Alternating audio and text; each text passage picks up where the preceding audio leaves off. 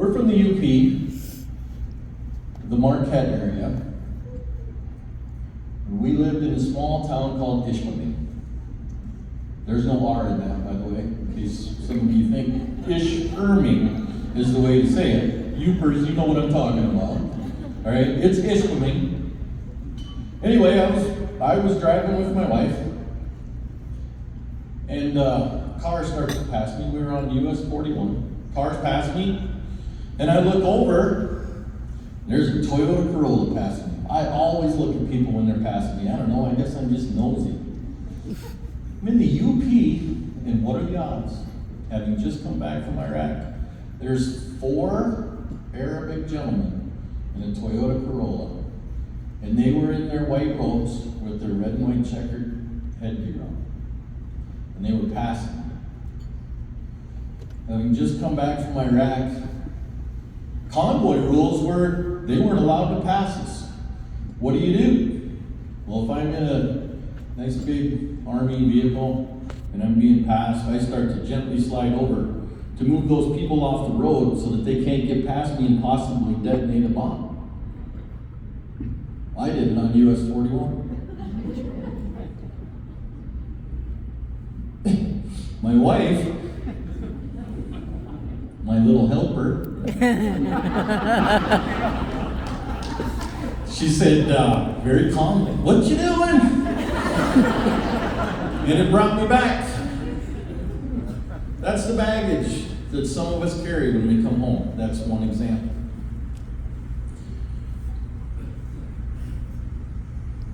I got a call from the VA, my wife, my little helper.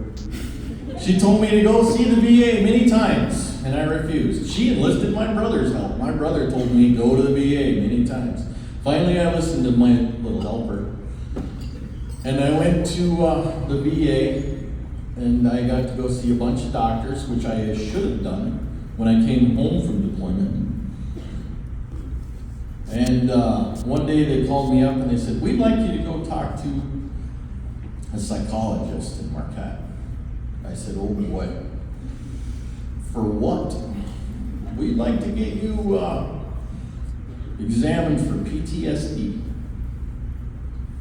There was a gentleman on a video that we just watched not too long ago and talked a little bit about PTSD. If you go to the medics and you want to talk about mental health, or you want to go to the hospital and you want to talk about mental health, you're weak. You are weak. You are not strong enough to do your job. Do not go to sick call. Now, that's not everybody, don't get me wrong. That's not everybody in the military.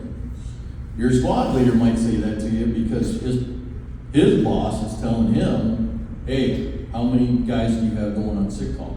Whatever the reason, you were considered to be weak if you went to sick call, so you didn't go identify that stuff. So the VA sent me there. So I said, okay, I'll go talk to the psychologist. I was supposed to do 3 one-hour sessions. Well, that's not bad. 3 weeks, 1 hour a week. Go tell her my story. So I went there.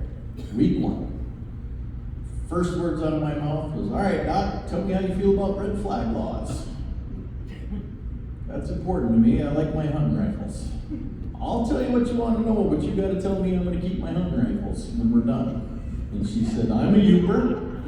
You don't have to worry. I've got my own." I said, "All right, what are your questions?" So we went through an hour. I went home, I felt pretty good. First time I've ever talked to anybody, other than people I've deployed with, about what I saw, about what I did, about the experiences that I had while I was deployed. Next week, we did another hour. Same thing, I went home, I felt pretty good. Third week, same thing, I'm feeling better and better. This must be working. Maybe my little helper was right. I should have gone a long time ago. Week 12, I said to my therapist, I said, "Weren't we only supposed to do 3 weeks? 3 one-hour sessions?" She said, "You're not done telling me your story yet. We still got 1 more deployment to go." 12 hours telling my story. That's what I had. She wrote up her report because her bosses were asking her, how come you're not done with this guy? She said, I had to let him tell me his story. And I said, well, what'd you tell him? She said, I don't know why you're not curled up in a corner sucking your thumb. Because a lot of people would be. You're not weak for wanting to come here and talk to me. You're not weak. You got things on your mind.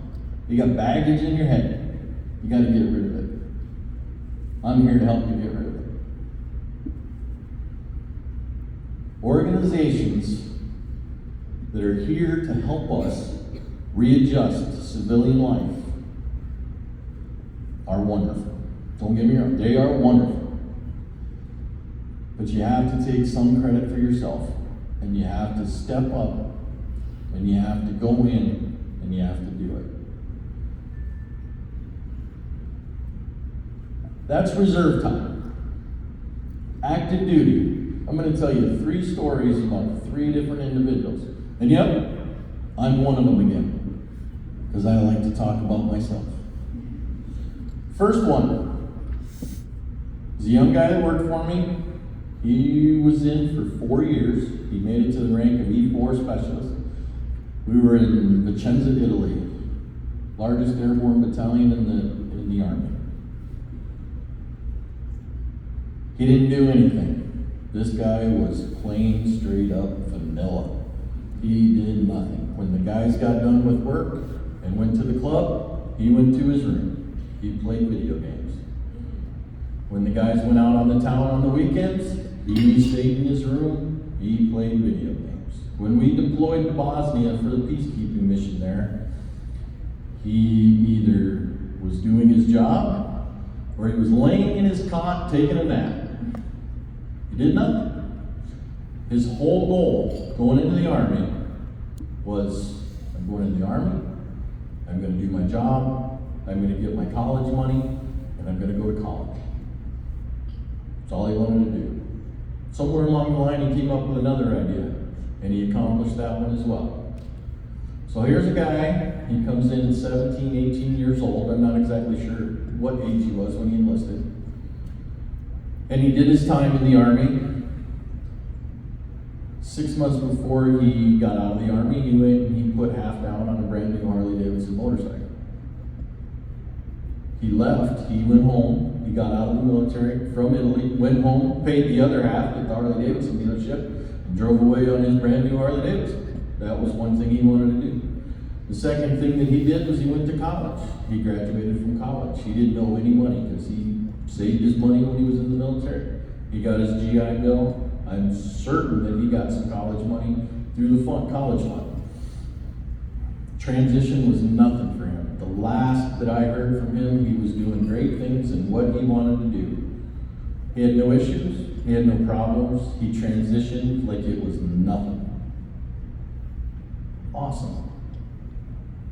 Then there was me.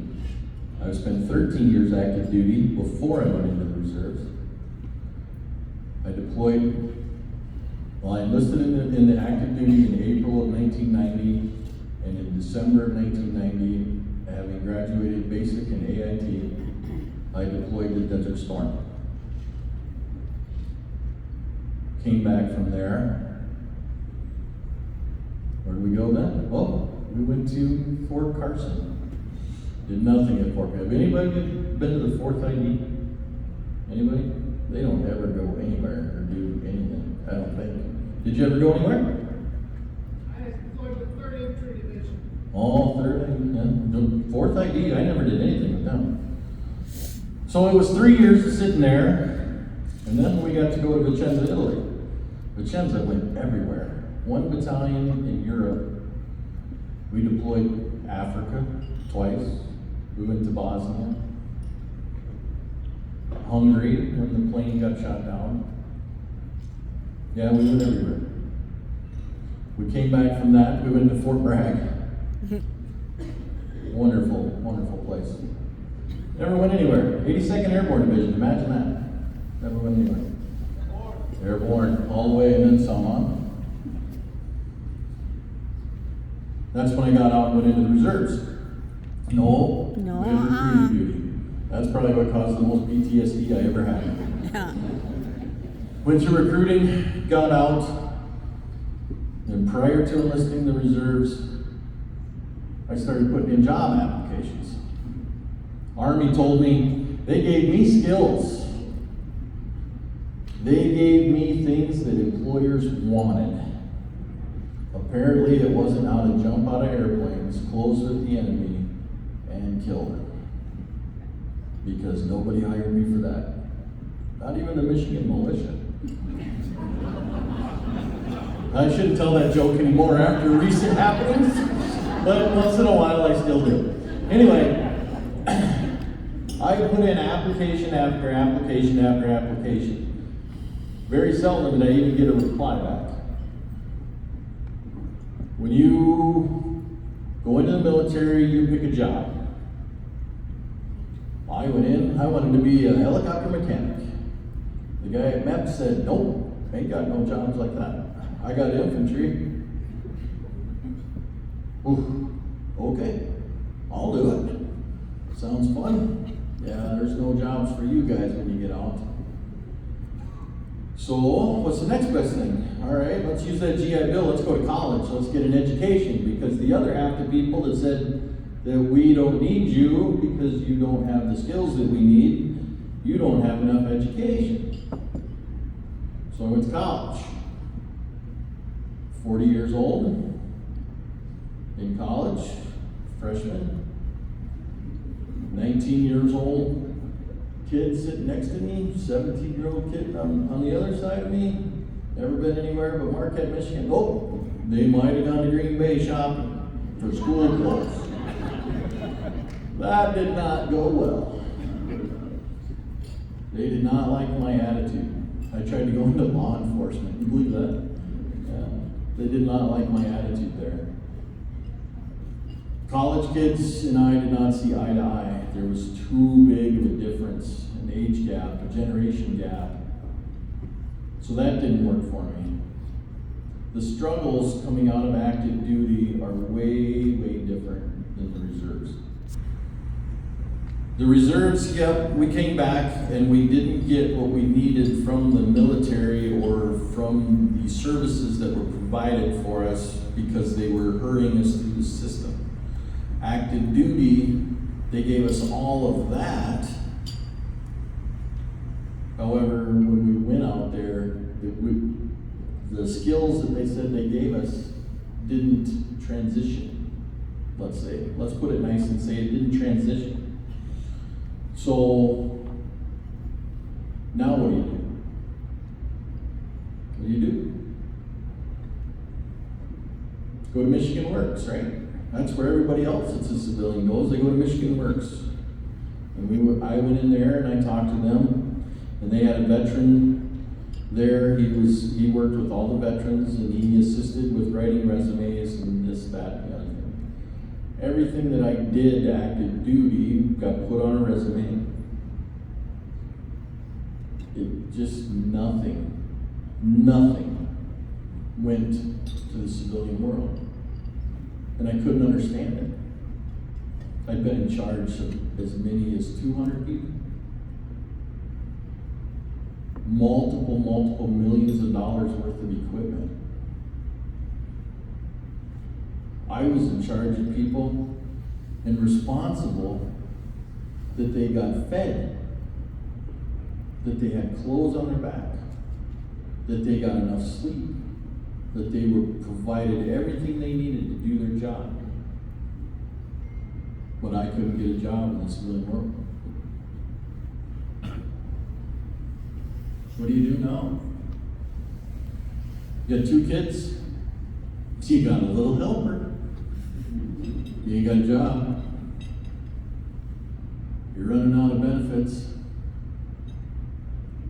What do you do? Now all this I'm bringing y'all down. I can see it right now. Thank goodness the auctioneer was out here first, because you are down now. This guy, he's supposed to bring us up. He's supposed to have us laughing by now. We're supposed to be peeing our pants and crying. And he has just told us there is no help. There is no hope.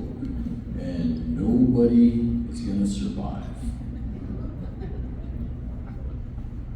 Organizations like Charlie Golf One just stood up. You people just stood up. You raised over $115,000.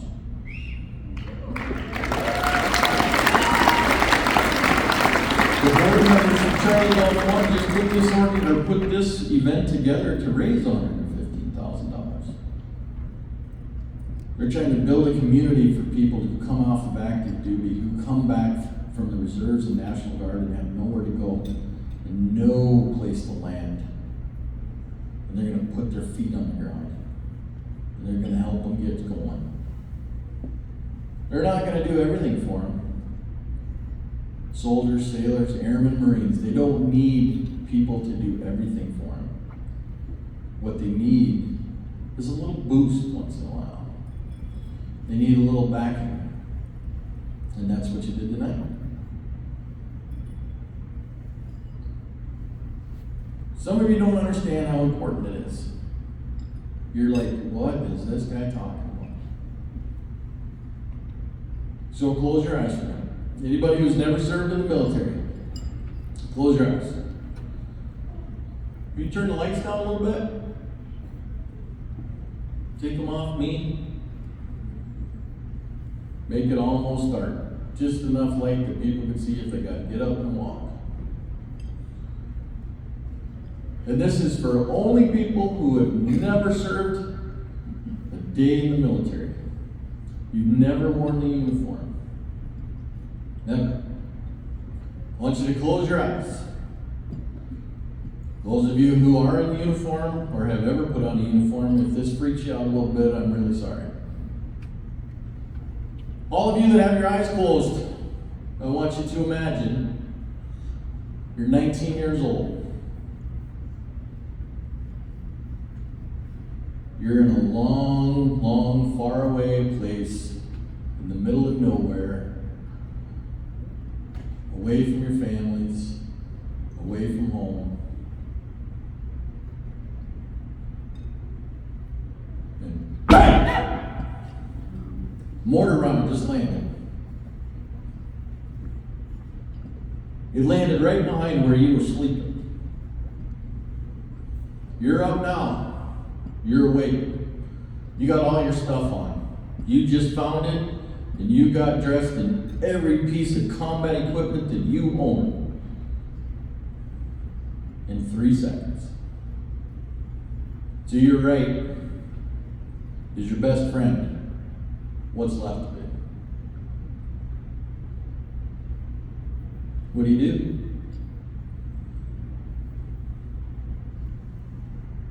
What do you do? So you make it through that. You go over to your friend over here. Served quite a few years together, deployed twice. You tell a funny story about that guy who's laying over there, who the medic just carried away in the back. You tell a funny story about him, and you both giggle. Yeah, remember when he did that stupid shit? That was funny. And you deal with it and you get through it. Next day, sun comes up. You keep going with your mission. You're driving on. Happens many times in 365 days. What do? All you can do is keep getting up when the sun comes up. Now you're coming home. It's been 365 days. You're coming home. You get off the plane. You do your processing. You get loose. You get turned loose. You go home. What do? Where's your first stop?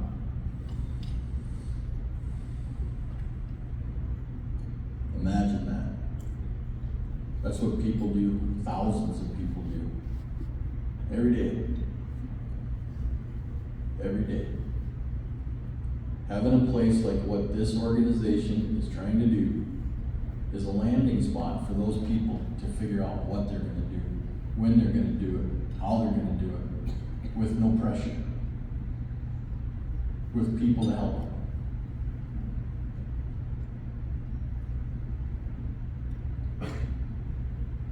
Last thing I'm gonna say, where am I at there, little helper? We're getting ready. I've used up my time. The last thing I'm gonna say is this.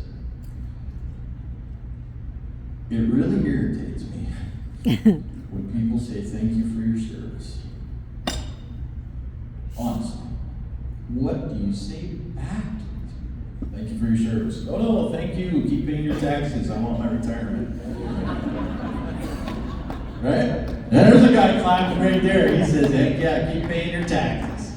Right? I was in Walmart. Came out of the restroom. All of us, I'm wearing my PT shirt. It says Army right across it. I know better. I know better. Especially in Marquette. It's just full of Marines. Don't wear an Army t-shirt. But I did. I walked out of the restroom. I'm trying to find my wife. And all of a sudden the guy says, "Hey, Army!" And I look up and there's this guy with a retired Navy hat on.